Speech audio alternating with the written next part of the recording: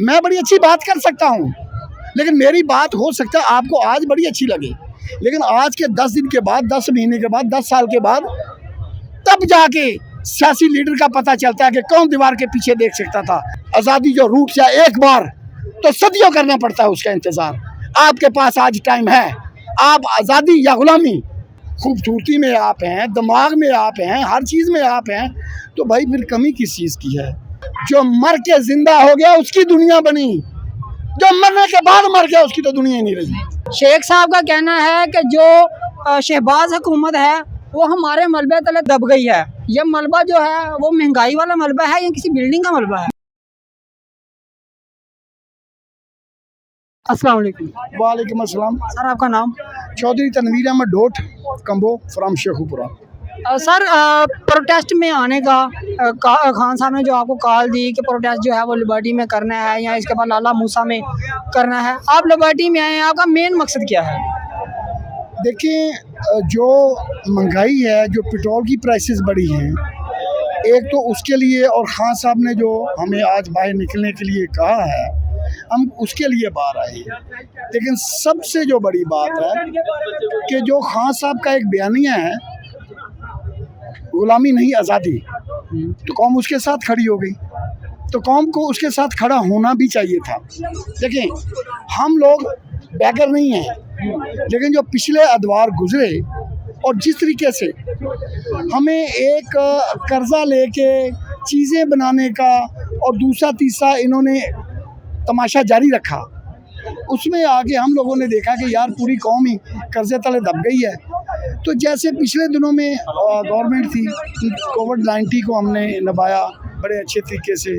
उसके बाद जब मैं समझता हूँ कि माली तौर पे, माशी तौर पे और पाकिस्तान आगे बढ़ने लगा, तो दोबारा से एक गठजोड़ के तहत जो हुकूमत का गिरा देना है वो ठीक नहीं था।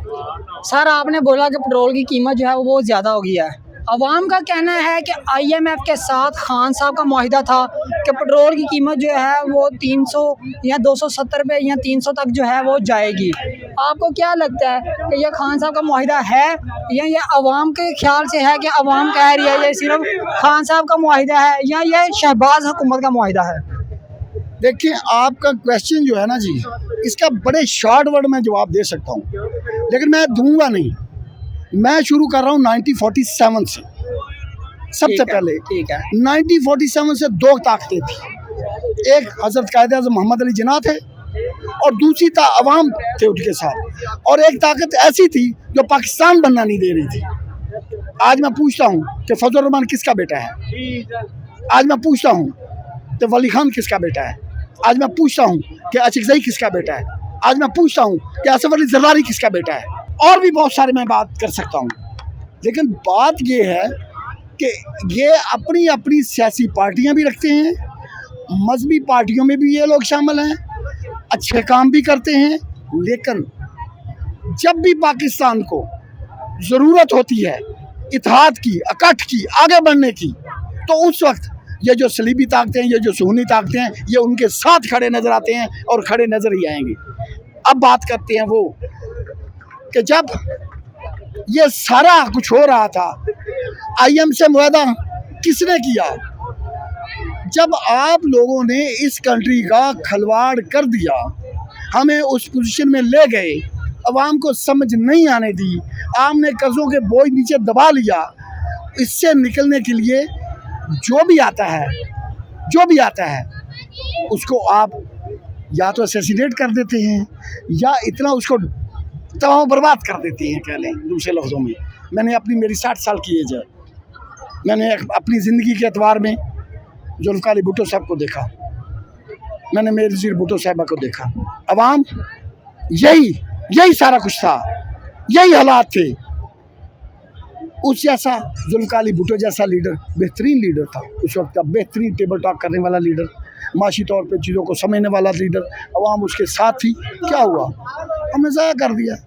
मैं बड़ी अच्छी बात कर सकता हूँ, लेकिन मेरी बात हो सकता है आपको आज बड़ी अच्छी लगे, लेकिन आज के 10 दिन के बाद, 10 महीने के बाद, 10 साल के बाद तब जाके सियासी लीडर का पता चलता है कि कौन दीवार के पीछे देख सकता था, कौन आने वाले वक्त को देख सकता था। उन्होंने आने वाले वक्त को देखा, बेनज़ीर भुट्टो साहबा ने देखा, हमसे गलतियाँ हुई, हम ना पहचान पाए उनकी लीडरशिप को। आज मैं समझता हूँ कि इमरान खान के लिए जिस तरीके से कौम निकल रही है, और मैं अपनी आवाम को भी कहता हूँ, वक्त ज़ाया ना कर बैठना।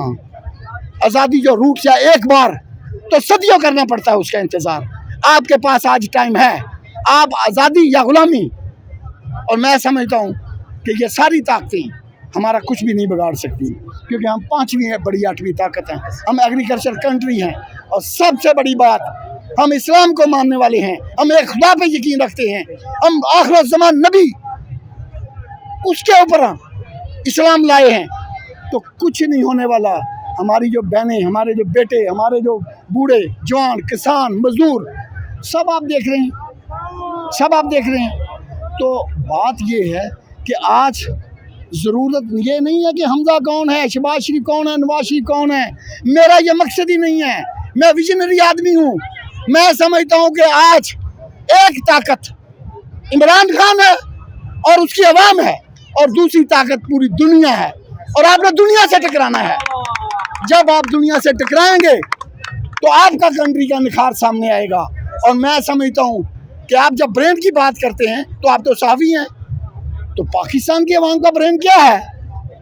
वो तो इंटरनेशनल लेवल पर जो रिकग्नाइजेशन आपको मिल रही है, खूबसूरती में आप हैं, दिमाग में आप हैं, हर चीज़ में आप हैं, तो भाई फिर कमी किस चीज़ की है?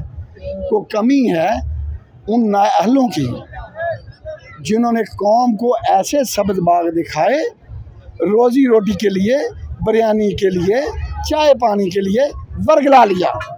और हम वर्गलाए हुए लोग हैं। हमें इस जंगल से निकलना होगा। इस मुल्क की भाग दौड़ संभालनी होगी। मैं अपने सियासी लीडरान को भी कहता हूँ, मैं अपने इदारों को भी कहता हूँ। मैंने पीछे भी एक इंटरव्यू दिया है। मैं कहता हूँ, जो मर के जिंदा हो गया उसकी दुनिया बनी, जो मरने के बाद मर गया उसकी तो दुनिया ही नहीं रही, ना आखिरत रही ना दुनिया रही। अगर महंगाई की, अगर आप मरने के बाद जिंदा होना चाहते हो, ना डरो, ना घबराओ। ना हमारे सियासी लोग घबराएं, ना हमारे नौजवान घबराएं, ना हमारे काश्तकार घबराएं, ना हमारे मजदूर घबराएं, ना हमारे अदारे घबराएं। आपको इस धरती के लिए नहीं घबराना होगा। इसको पसीने से लेकर खून तक देना होगा। ये धरती आपकी कर्जदार रहे। अगर मैं दुनिया पे आया हूँ तो मैं पसीने से लेके खून तक देना चाहता हूँ। और मैं चाहता हूँ कि जब मैं जाऊँ तो धरती मेरी कर्जदार रहे कि एक सपूत को पैदा किया और उसने अपना पूरा रोल अदा किया, पूरा रोल अदा किया। सर अगर महंगाई की बात करें तो मरियम औरंगज़ेब साहबा का कहना है कि हम आवाम को 2000 रुपये दे रहे हैं। आप इस बारे में क्या कहेंगे? देखें, मैं कोई बड़ा लीडर नहीं हूँ, लेकिन मैं इसका जवाब भी देना नहीं चाहता। ये दुदकारा हुआ माशरा, ये आम से लोग, ठीक है जी, ये 2000 रुपए वाले, मैं इसके ऊपर क्या आगे बात करूं? अच्छा, मैंने एक स्ट्रगल के लिए ज़िंदगी गुजारी है। मैं इन लफ्ज़ों से आगे निकलना चाहता हूँ। उसकी तो कोई हैसियत ही नहीं है, इसी के साथ बात ही नहीं है। इसी का शेख साहब से लेके अपने तक पहले अपनी पीछे से देखे तो सही कि उसकी लेगेसी क्या है। तो जिसकी कोई लेगेसी ना हो, बैकग्राउंड ही ना हो, मैं उसके ऊपर क्या बात। शेख साहब का कहना है कि जो शहबाज हुकूमत है वो हमारे मलबे तले दब गई है। ये मलबा जो है वो महंगाई वाला मलबा है या किसी बिल्डिंग का मलबा है? नहीं, शेख साहब की एक अपनी पार्टी है, लीडर है हमारे साथ उनकी अटैचमेंट है। और मैं समझता हूँ कि उन्होंने जो स्टार्ट से लेके अभी तक उनकी क्रेडिबिलिटी ये है कि उनकी स्ट्रगल ही नज़र आती है। कोई सियासी कारकुन को, आम कारकुन यहाँ तक पहुँचने के लिए इतनी दफ़ा वजारतों में आने के लिए, ठीक है जी, ये आम बात नहीं होती। मैं उनको हमेशा सलाम सलूट करता रहूँगा, हमेशा उनकी इज़्ज़त करता हूँ। लेकिन मलबे तले क्या दबी है? हम लोग जो अच्छे काम कर रहे थे, हमारा जो एक सिलसिला शुरू हो गया था तरक्की वाला और पूरी दुनिया जान रही थी, ये उसके मलबे तल नीचे आ गए हैं। इनको समझ नहीं आ रही। देखें, ये लोटे, ये दुदकारे हुए लोग, ये हारे हुए लोग, ये लोग क्या देंगे आपको? तो इनके बोझ नीचे वो खुद दब गए हैं। शेख साहब की बात को मैं आगे कहता हूँ कि अपने ही लोटों के बोझ नीचे दब गए हैं। उनको नहीं समझ आ रही कि हम करें क्या। देखें, पंजाब असम्बली, धरती का सपूत हूँ मैं पंजाब का, ठीक है जी, तो कहाँ इजलास हो रहे हैं, कैसे गवर्नर बनाए जा रहे हैं, कैसे पुलिसिंग जो है सारा काम कर रही है। हाउ इज़ पॉसिबल यार, ये मेरा सोना पंजाब ऐसा था? तो कहाँ गए वो काश्तकार, कहाँ गए वो जिम्मेदार, कहाँ गए वो चौधरी, कहाँ गए इस धरती के मालिक, और कौन आ गए? मैं उनकी बात नहीं करता, क्योंकि एक जिन्होंने इस पंजाब को संभालना था वो मुझे पुत्र नज़र नहीं आ रहे। जब वो पुत्र नज़र आ गए, आपको ये सारे बयानिए, आपको ये सारे हमजे, सारे दूसरे कहीं और नज़र आएंगे।